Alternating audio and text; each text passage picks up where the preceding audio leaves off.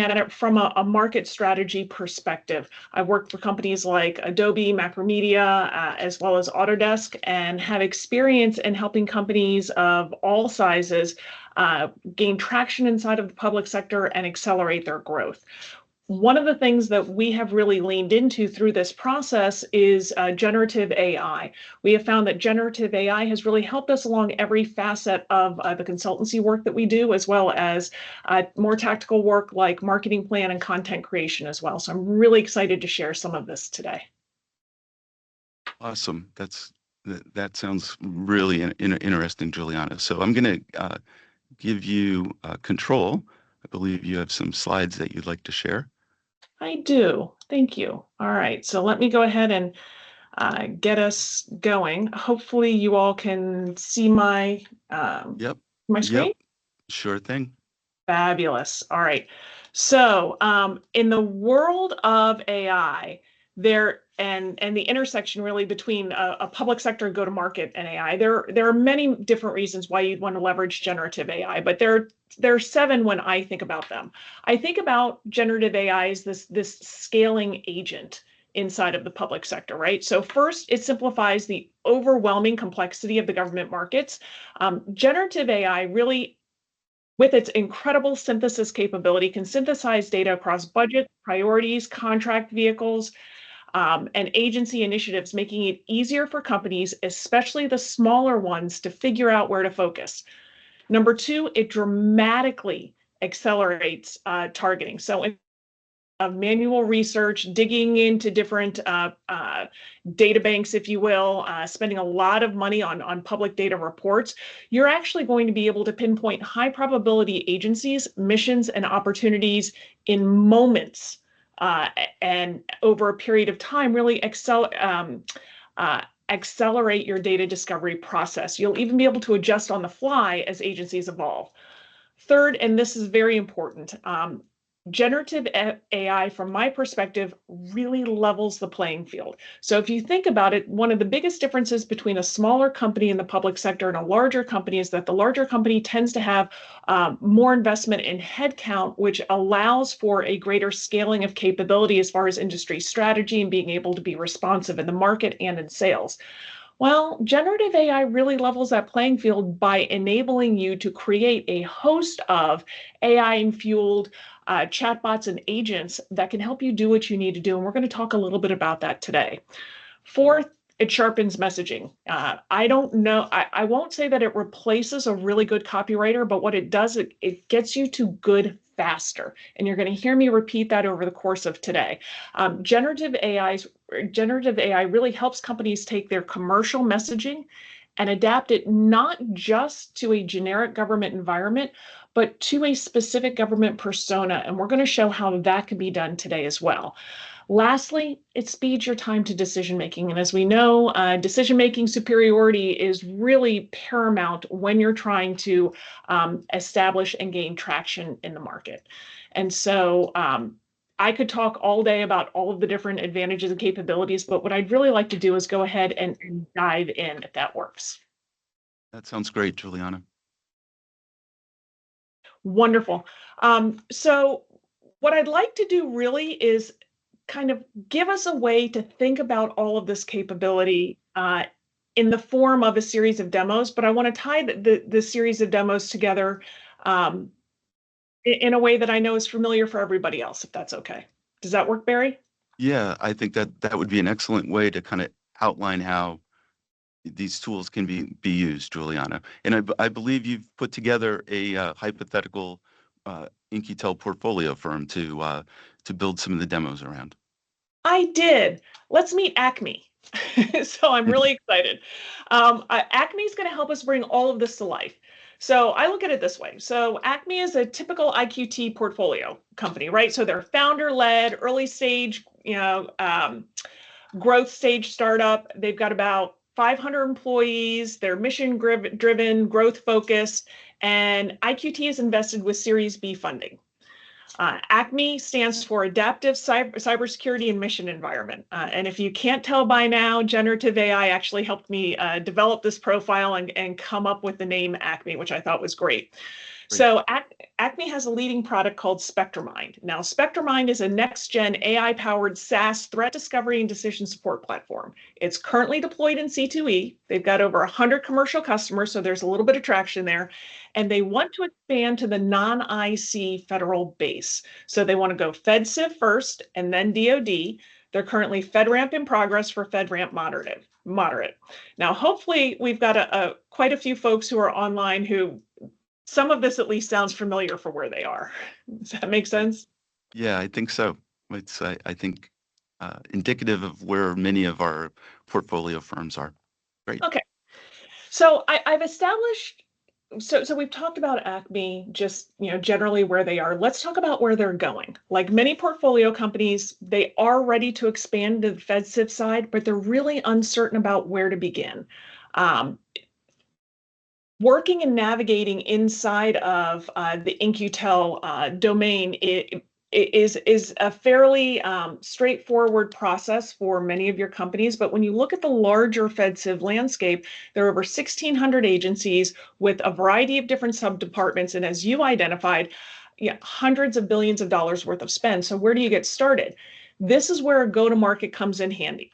And so throughout the rest of today, we are going to be talking about Acme as it relates to a specific go-to-market. We're going to ask first, where is the opportunity? And then within that opportunity, who specifically are we selling to? We're going to talk about who else is here, how we engage them, and then realistically, what do we say? And so we'll do, hopefully by the end of this, you'll see how Acme has gone from, I think I want to sell into the FedCiv space, into I am ready to sell into the FedCiv space. Does that make sense? Does. And when you say who else is here, is that competition or like incumbents in the agency, Julian? It is. So when we talk about who else is here, what's important to understand is not just who you're targeting as a buyer, but who they're targeting, or who else is targeting them as well, and who else is already there for sure. Okay, great. All right. So let's talk about finding your federal opportunity.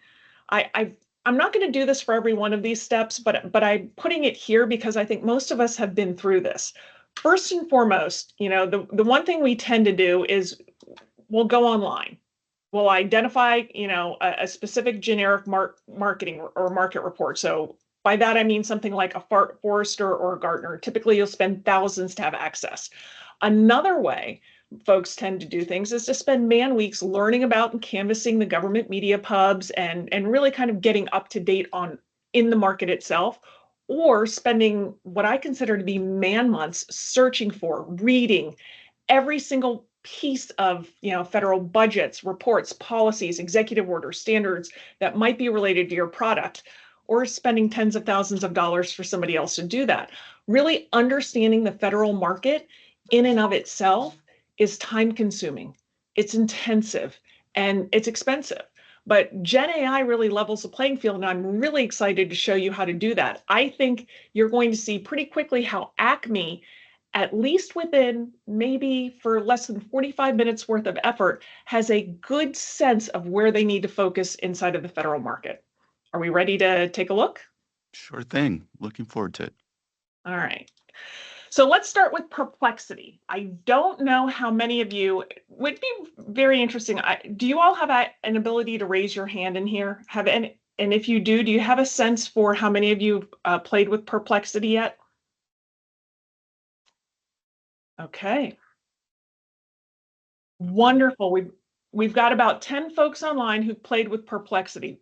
I love Perplexity. So let's talk a little bit about what Perplexity is. And I've laid it out for you here on the screen. So Perplexity.ai is what I refer to as an answers engine. It's one of my favorite tools for really kind of quickly canvassing the federal landscape. Unlike something like ChatGPT or Gemini, which are generative models that are really trained on a static data set, Perplexity acts more like an AI-powered researcher. So what do I mean by that? It pulls live, citation-backed information from across the web in real time. And in that way, you can kind of think of it as the intelligence analyst that shows its work. This is really important. I'll show how it differs from ChatGPT in a moment. But when I'm trying to quickly understand which parts of the federal government care about a certain issue, say AI-enabled cybersecurity, right, for Acme, Perplexity helps me to zero in not just on the top level departments, but the actual sub-agencies, bureaus, and operational buying centers that are active in driving those missions. So in the case of Acme and SpectraMind, I can use Perplexity to identify the best fit subcomponents inside of the civilian departments that would care about what Acme has to offer. And because it shows citations, I can click straight into source material, whether it's a strategic plan, a budget justification, a policy memo, what have you, validate it, which is always really important, and then use it to go ahead and build my business case. And so with all of that, let me go ahead and show you what I mean. As I go through the course of these demos, though, one of the things that you'll note is that I have preloaded quite a bit of the prompts. I did that because we're in a short time frame, and I thought it was much more, it was a much better idea to show you the output than to have you watch me type in a bunch of prompts. So with that, let me go ahead and bring over Perplexity and what I have done. So this is my version of Perplexity. And as you can see up here, we've got the ability to start a new thread. We have home. Discover is actually kind of an interesting component because if you go to Discover, you'll see that it actually pulls out relevant news sources and you can customize news sources there.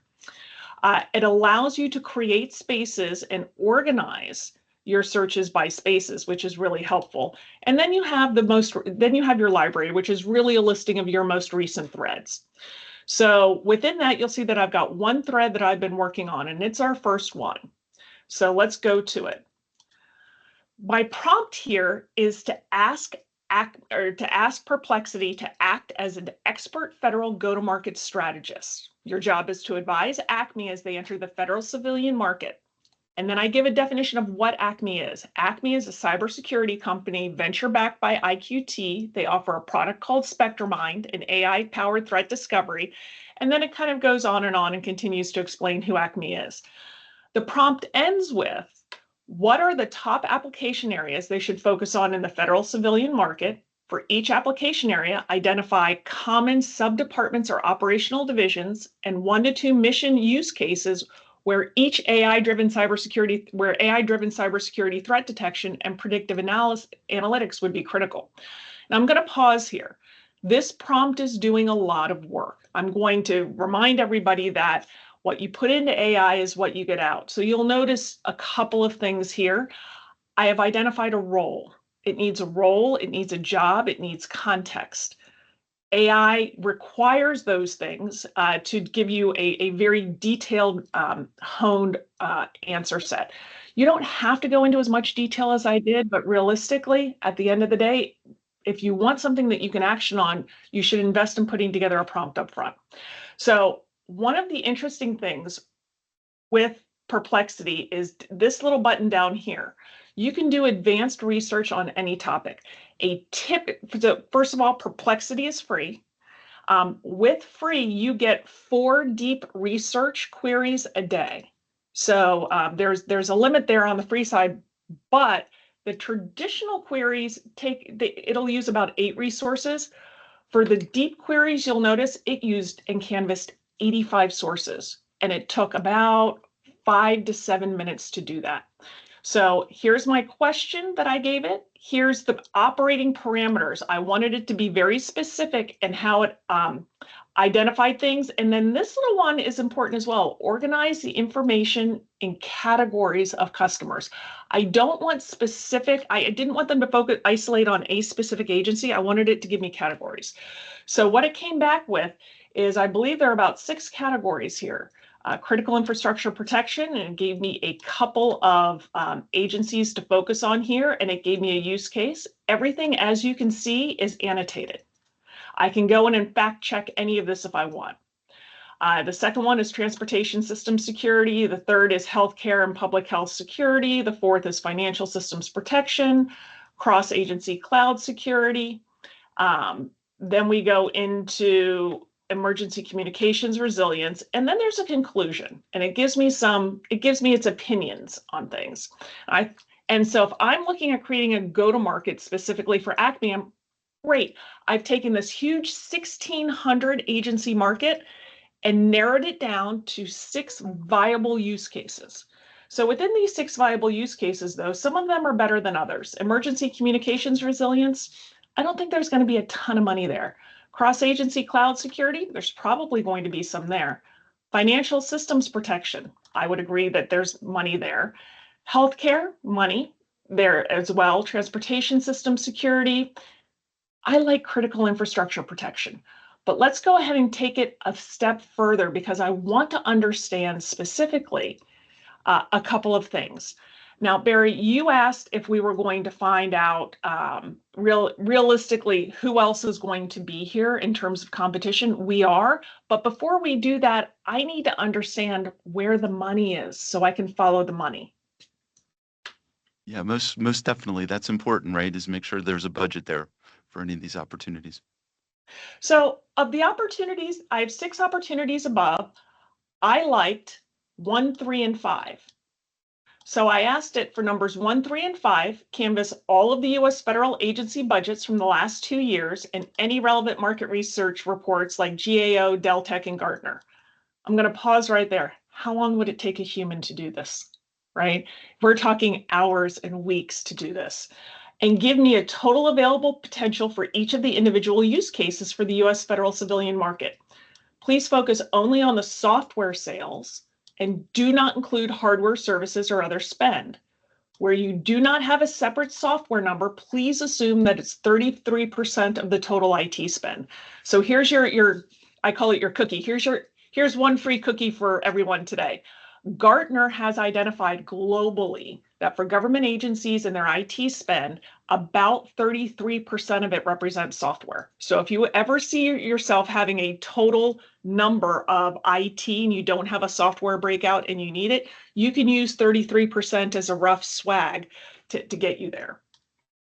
After that, please deliver a service addressable market for SpectrumMind. Fully consider its capabilities and advantages for each use case. I need to look at the ARR potential for the product. So you see in that prompt, I'm giving it a lot of direction and a good amount of context, and it pays off. So the response, and again, it went to 108 sources. So it went broad, it went deep for me, which is great. Again, you don't get this using the regular, you have to go down and actually pop into the research side to get this.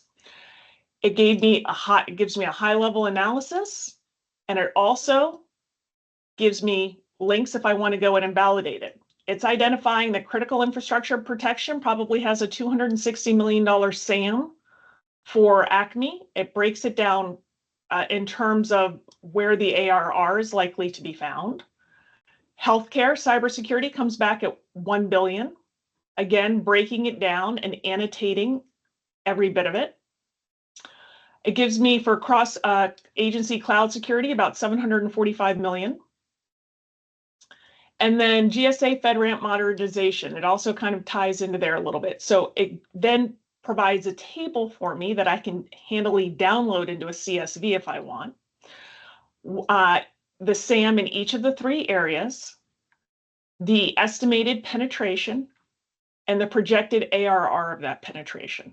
Now, I like to say we have to be the adult in the room with AI. So in no world would I just copy and paste this and hand this to a client or hand this to somebody internally without doing a little bit of due diligence on where the data came from and adding and enriching it with my own level of research. But you'll see that right out of the gate, you have a series of competitive advantages, an implementation recommendation, and a risk mitigation. So you've got some fantastic detail here, all for about 15 minutes of your investment, right? And then you can go ahead and say, it also offers questions for you to dig in a little bit deeper. So one of the things that I might say here is, what are the key factors driving IT spending in federal agencies? If I click on that, it's going to go out, grab about 8 sources because I didn't tell it to do a deep research, and come back and give me some feedback. So all in all, that's a quick way to get a break and an evaluation of what's going on in the specific landscape. Juliana, that's very powerful, right? In terms of being able to distill an enormous amount of insight and information about how to approach the government market. And I guess one of the advantages is, at least for DoD and civilian agencies, a lot of that information is publicly available. So a tool like Perplexity is able to go out and grind through and distill, that information in a very insightful way. Very much so. I honestly don't know if I could ever go back to the way we did it before, which was to use a whole lot of Google and access to some proprietary resources that were expensive. Hmm. Yeah, exactly. So Great. we've done the landscape. Barry, do we want to click down into identifying buyers and competitors? Yeah, sure thing. I think that would be very helpful for the group, Juliana. Okay. So against the landscape, typically the next step in identifying buyers and competitors really is to kind of begin to get granular. So we know where we're looking. So let's start to drill down a little bit. Traditionally, we've had tools like sam.gov, right? Which is great because it gives you access to all of that data that you've talked about, Barry, right? So everything that's publicly available is typically captured inside of sam.gov in the form of an RFI or an RFP. You can also go to usaspending.gov, which shows you, where those agencies have spent their money previously. So there's a lot of free tools, but they're painful, they're time consuming, and they're extremely limited on competition. You get some broad brush strokes, but nothing that really enables you to quickly hone in on your area. GovTribe is a fantastic tool. It is currently owned by GovExec, but if you haven't had a chance to go check out GovTribe, I recommend it. It's easier to use. It is definitely more collaborative. You can start to share information amongst your different account holders and kind of work collaboratively in a virtual environment to build some account-based research that is meaningful and specific to your product. But it's also expensive, and it is somewhat limited on competition, at least in the way of looking at generative AI. So I like generative AI for competition because you get to get really specific, and it will pull from the public data stores as well, in the same way that you've got a level of access with sam.gov and some of the other tooling that's out there.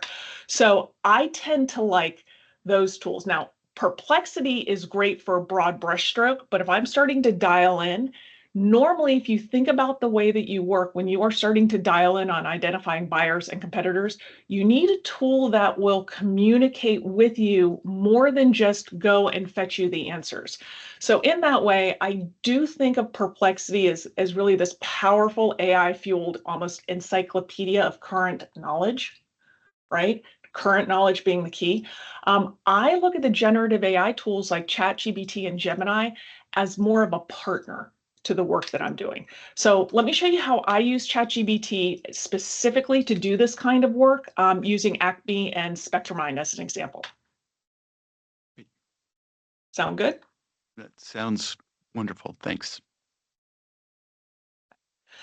So when you take a look at ChatGPT at a high level, right, you're going to see a couple of things. You're going to see a very familiar sort of framework as Perplexity, but what makes it powerful is that you can combine strategic prompts with very specific context.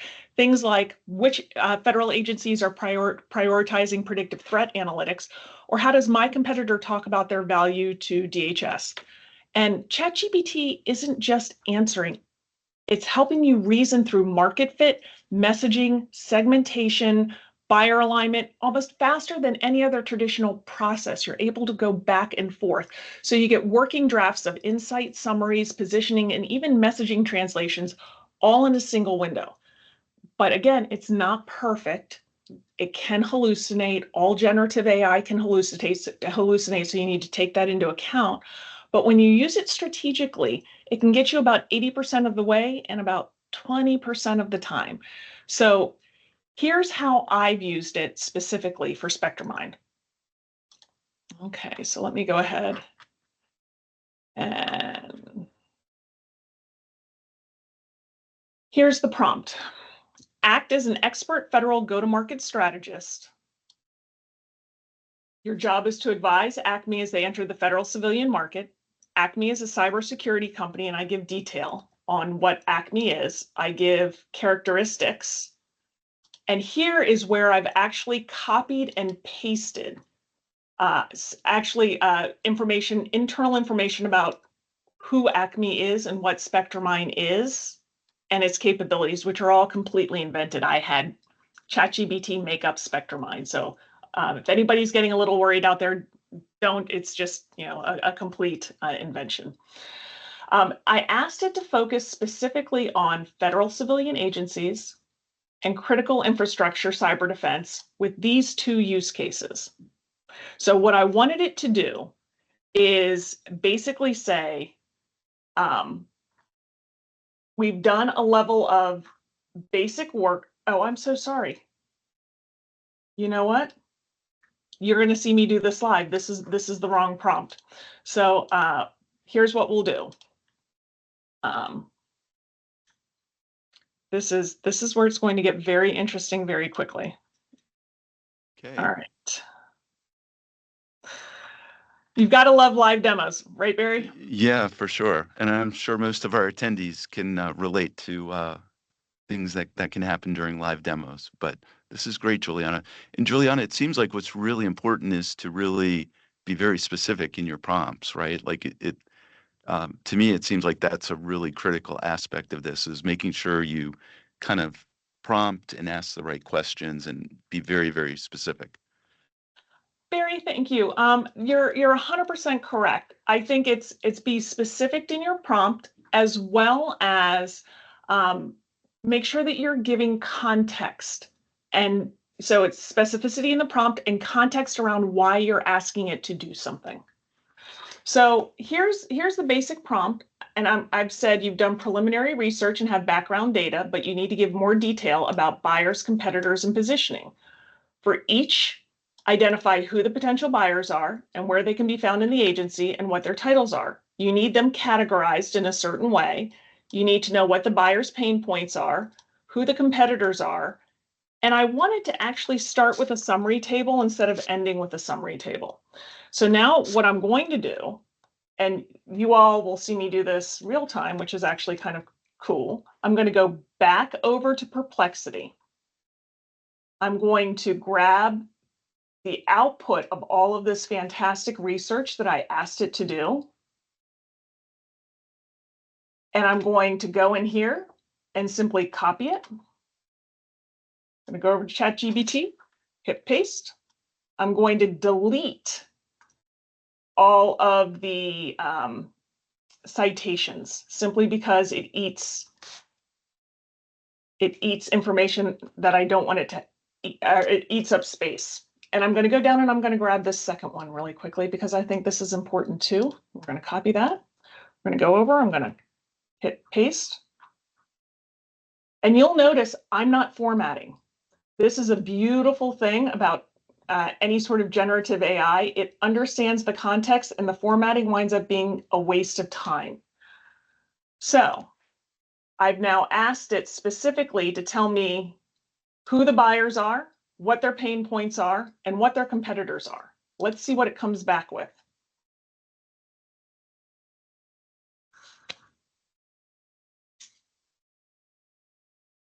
And as it fills out, you're going to notice a couple of things. I oriented it very specifically for this pattern. It comes back and delivers use cases, buyer types and titles, buyer pain points, key competitors, and potential positioning. So hopefully at this point, all of you are looking at this and going, this would work really well for some of what we're trying to build out here. And again, I've done this on free ChatGPT, free Perplexity, free ChatGPT. The in-depth breakdown is where the money is. As you go through the individual breakdowns, you're going to see that it's giving you titles for each type of buyer because we know public sector acquisition is really a team sport. You've got competitors here, and it's going to continue to build all of this out. But this is the information that you need to begin to understand which of these use cases are really where you want to target. Because in addition to not just where is the money in these use cases, understanding points of entry and whether or not there's an established internal competitor is important as well.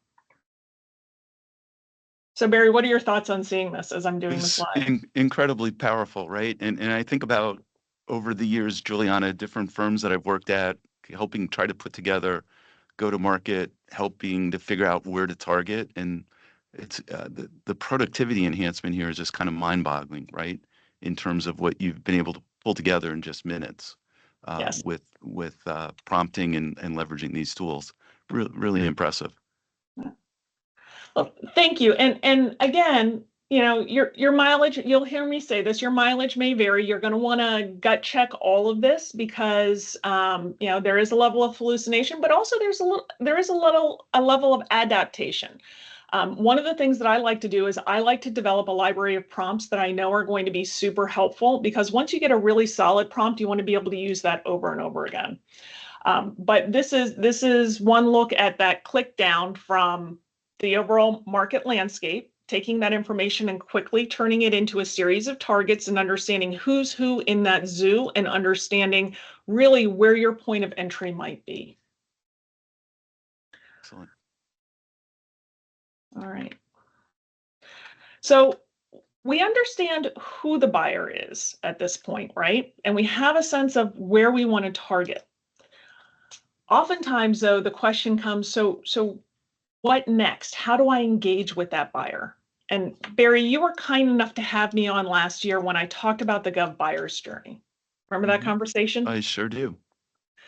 So realistically, it is it is it's often not enough just to generically target the Fed buyer. It's also not enough to just generically target the line of business or the IT Fed buyer. You have to understand where they are in their journey. And the public sector, the Gov buyer's journey really is unique in that it starts with an external catalyst of some sort of a policy or a mandate that knocks the government buyer out of their status quo and has them looking at their own internal world slightly differently.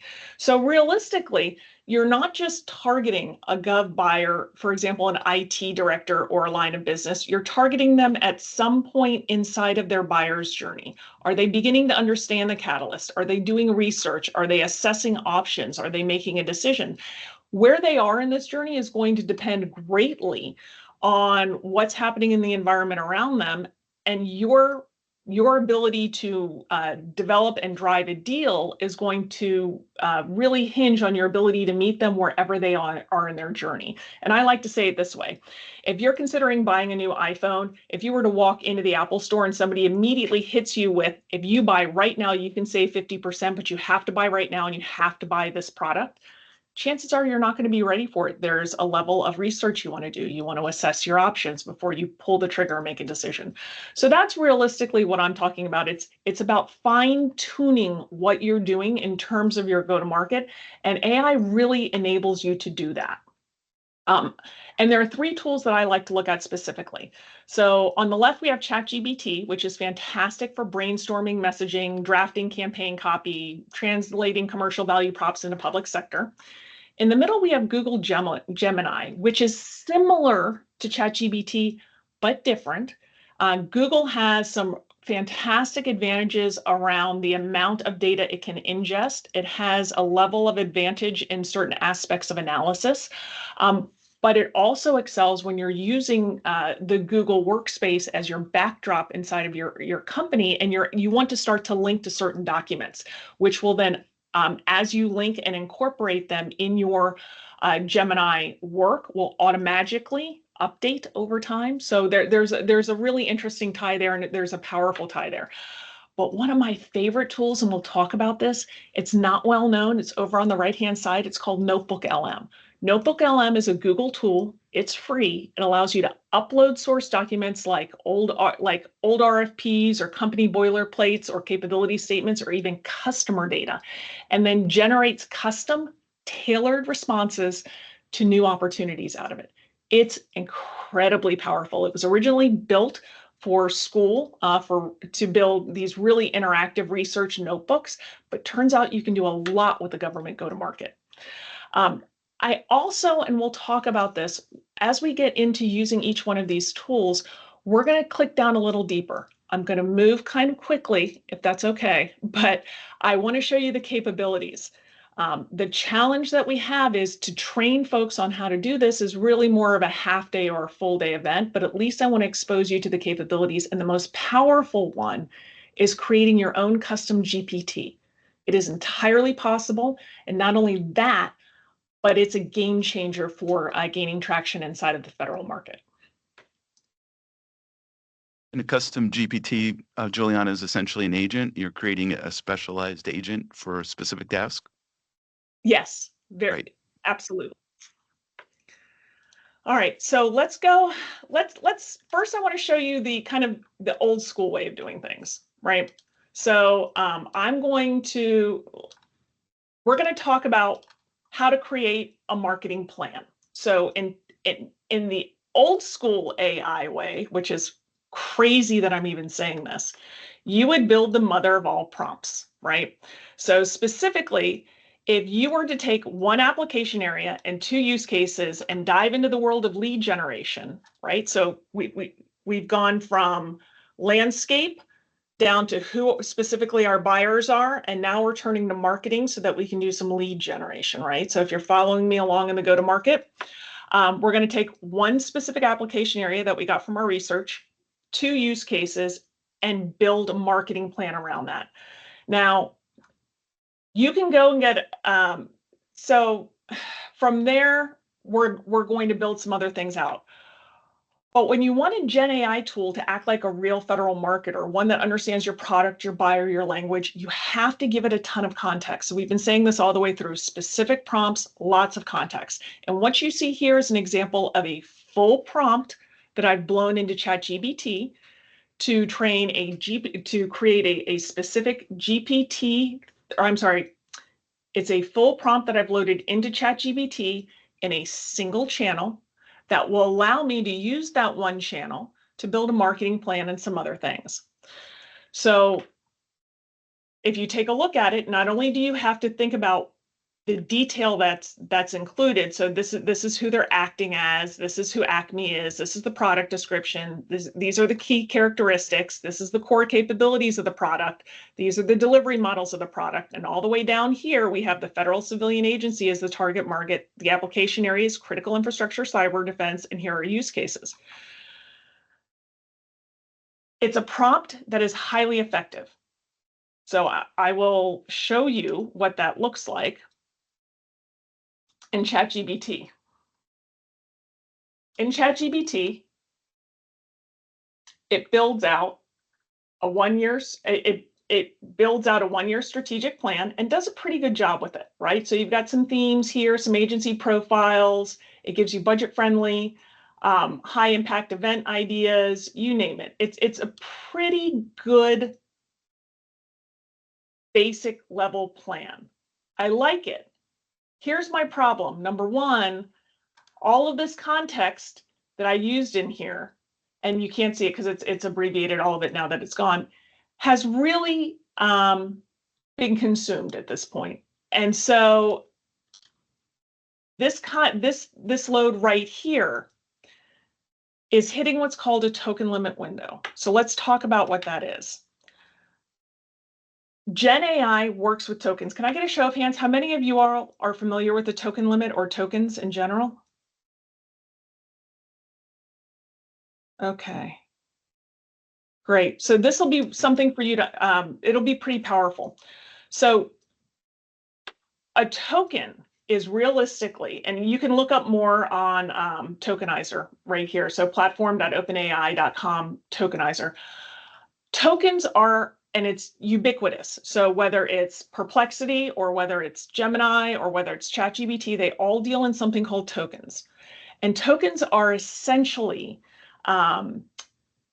character-based. It roughly relates to one token equals about 4 characters of text that's either input or output. Each channel inside of a generative AI tool has a token limit. So what does that mean? It means once you exceed that token limit, that channel forgets about things. So if you've ever had, and I call it the mother of all conversations with ChatGPT or Gemini in a single channel, and all of a sudden it seems to get dumber or it seems to forget things. Can I have a show of hands for how many of you guys have ever felt like the longer you've had the chat thread go on, the worse your output tends to be, or the more it tends to forget things? The reason for that is you've hit the token context limit. In free ChatGPT, it's about 4,000 tokens. In Gemini, it's about 8,000, right? Once you get into the paid versions, you gain more. So paid ChatGPT is a 32,000 token limit per channel. So what do I mean by that? We go back to ChatGPT, and this channel, if I start to if I say, tell me something, it's giving me something here. That's wonderful. And oh, by the way, it's giving me something about Acme Spectromine, even though I didn't ask for it to, because it knows that's what I'm working on. These are all tokens. This right here equals about 1 token.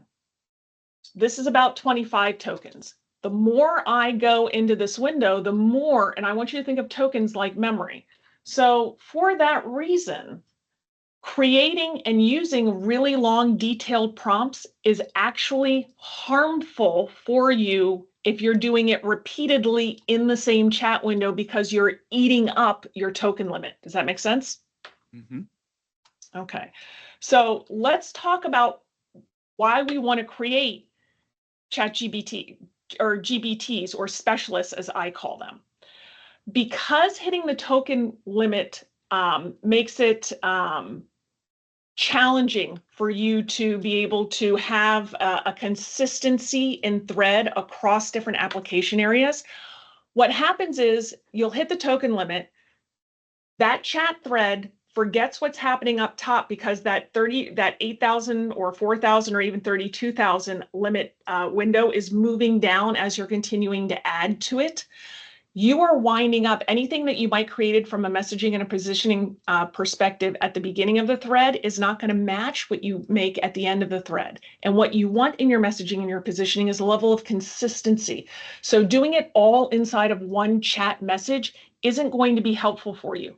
In fact, it's going to be harmful. And for that reason, we want to create specialists. And at this point, I want to give a nod to Natalie Lambert. She has a company called GenEdge, and I highly recommend that you go take a look. She's got a bunch of fantastic free resources. And also, if you want help in building your own GPT, she's fantastic for that. She and I partner quite closely together. So I recommend specialist GPTs. These are persistent, trained assistants that already know your go-to-market, they know your buyer personas, and they understand your product positioning and tone of voice. You feed in a prompt once, and you're able to do some amazing things. And so I'm going to click through this quickly just so that we can kind of get to where we need to go. I'm recognizing we're running a little bit behind. But specialists, as I mentioned, are trained, customizable AI experts. They can be tailored to virtually do just about anything from draft copy all the way to act as a SME for a specific business case. The rules of creating specialists is you need to treat them like people once you create them. Context is really important. You have to give clear direction and expectations, and you have to think of them as new hires, right? They're really smart, but they don't yet know what you need for them to do. You have to define their purpose, their goals, and their tasks. You have to provide context, as I mentioned, and also define a little bit of their personality. You can also add knowledge banks to them.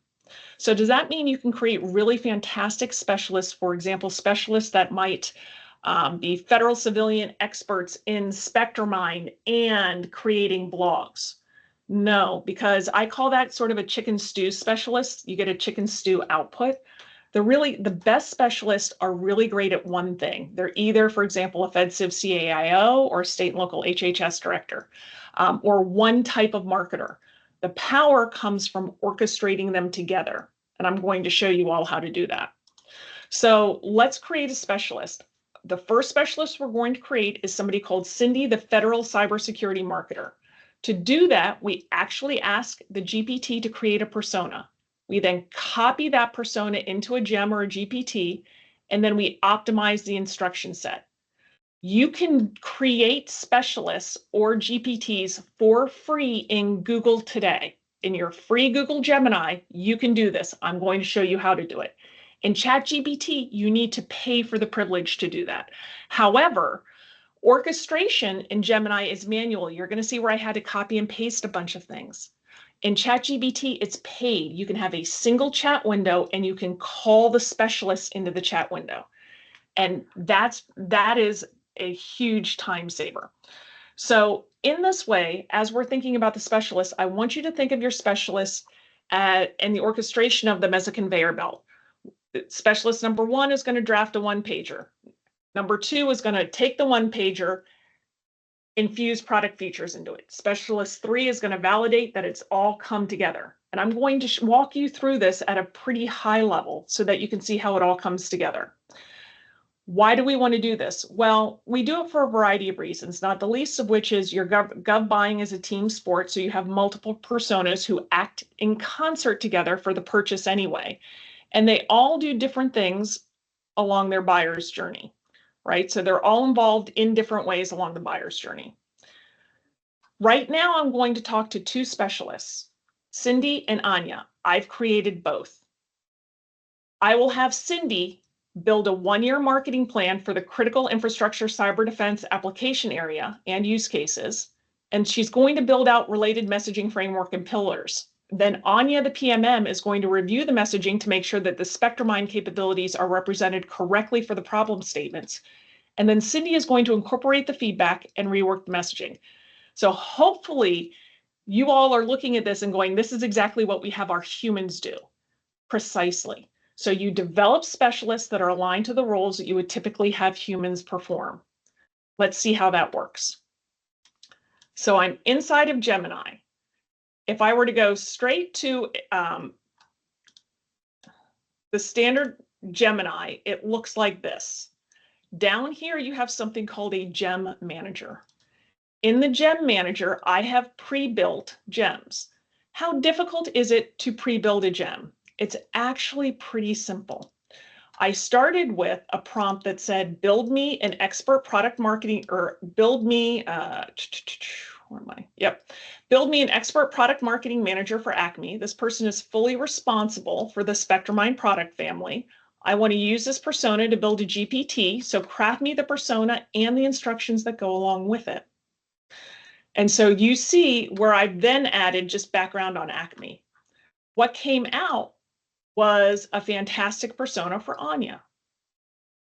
I copied and literally just copied and pasted all of this. I then went into my gem manager and I clicked new gem and I pasted it here. And then I used this little magic wand to scrub it. What it comes out to be is this. So there's my title for Anya. And here is everything about who Anya is. Now, normally, if I haven't built if I haven't built a specialist, I'm copy and pasting all of this into a context window, which hits my token limit.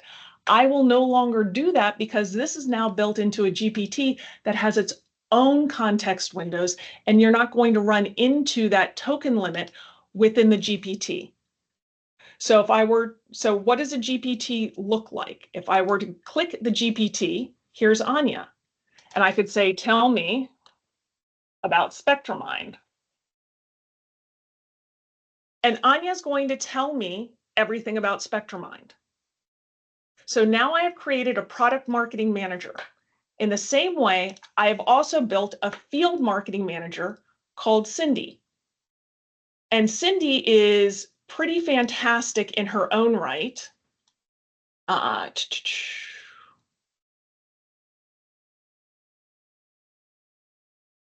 And Cindy has decades of marketing cybersecurity solutions. And so with Cindy, the first thing that I asked her to do is to build me a marketing plan.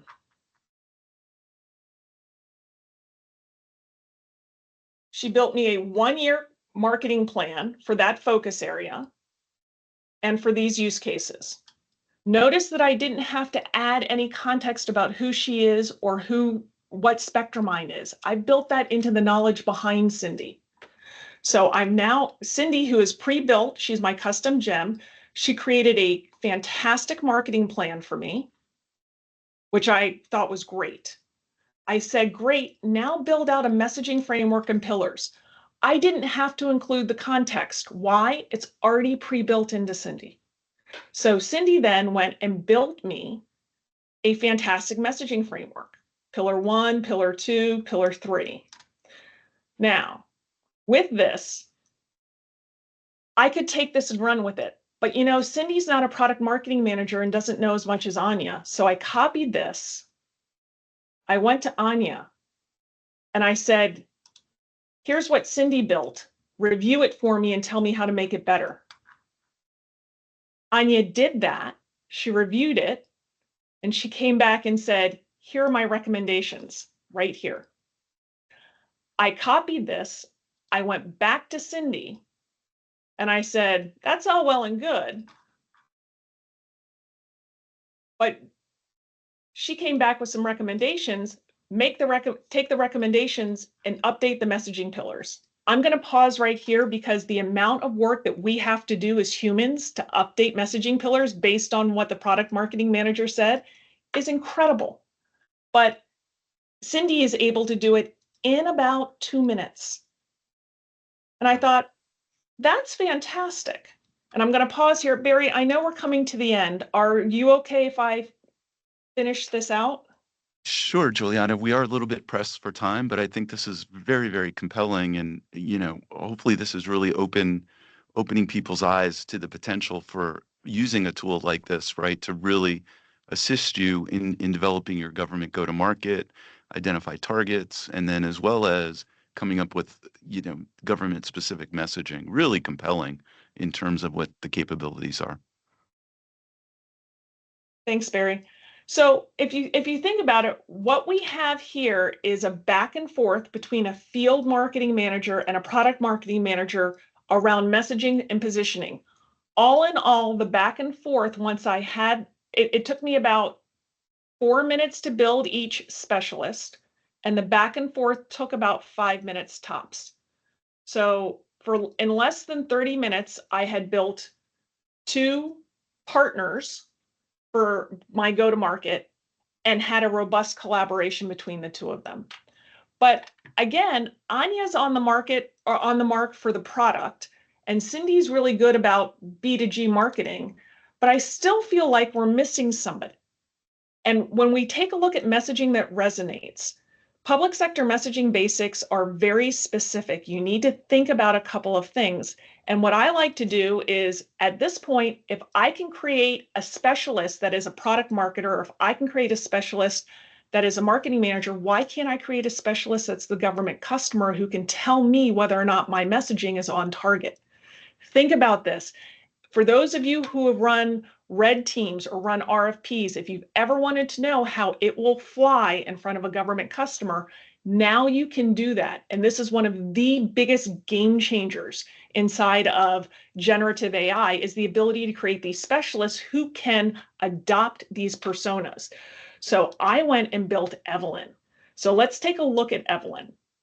Again, I started with the very basics of build me a detailed persona for a federal civilian director of critical infrastructure ops. I will use this persona to build a GPT. That was it. My prompt was 4 lines long. What came back with Evelyn Reed? This is who she is. This is her title. She works for CISA.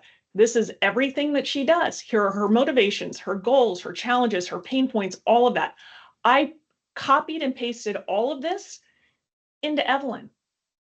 I then said, hi, Evelyn, can you review this messaging framework from Acme? Does it connect with you as you consider what your agency needs for CIP? Does it connect with your pain points and what you focus on daily?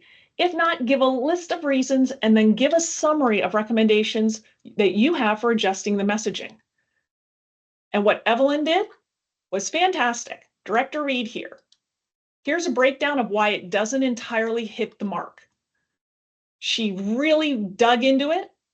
and said, look, you're not talking about operational technology, you're underplaying the human element, you don't talk about information sharing challenges that I have, you're missing the complexity of the interdependencies that I have.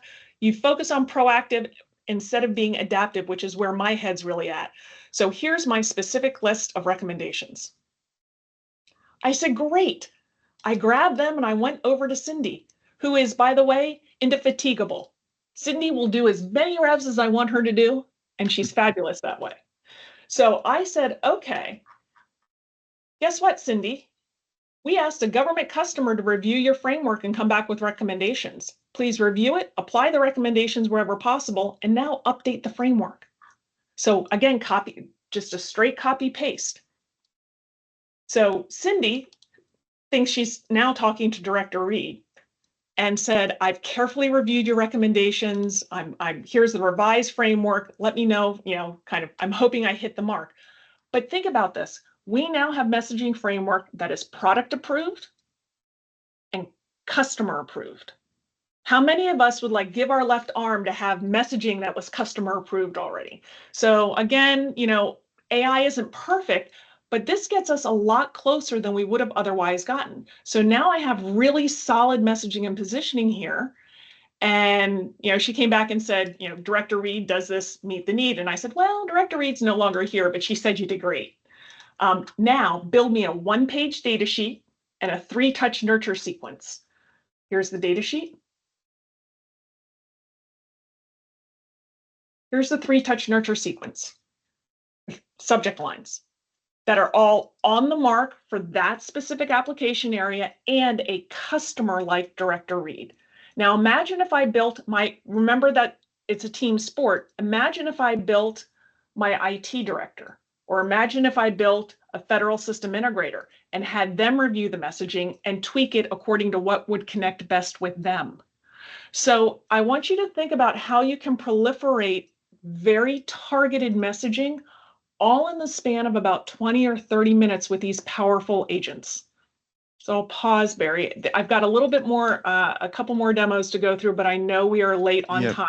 yeah, I So think we are pressed on time. And unfortunately, Juliana, I mean, this has really been phenomenal, right? I mean, this technology is truly game changing in terms of enabling and bringing the ability to be very, very productive, and especially for smaller firms to be able to, kind of step up in terms of your capabilities, right? You don't necessarily need a 8-person marketing team, right? You can leverage AI to do really some remarkable things. And the ability to create personas and create bots that are really representative of different roles is incredibly powerful.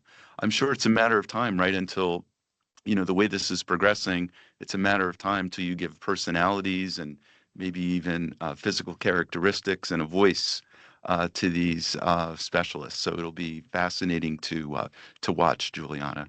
But Juliana, do you have a slide to share in terms of how people can contact you for additional information? And then I think we're going to go ahead and wrap up. But folks, we really appreciate your time today. Hopefully, this really helps introduce the power of how generative AI tools can assist you in developing your government go-to-market as well as your messaging. And as a follow-up, we'll have Juliana share her contact info. I'm sure she'd be happy to answer any additional questions or things that you might have.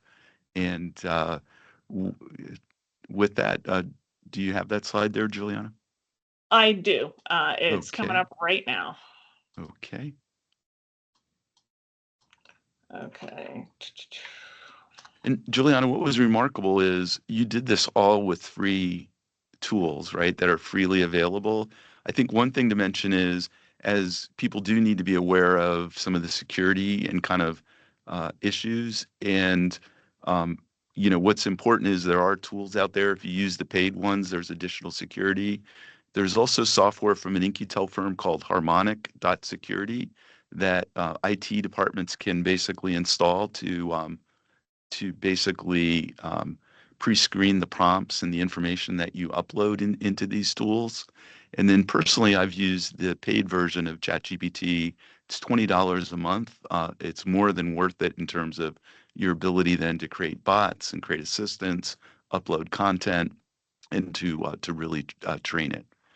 So with that, Juliana, I wanted to say thank you.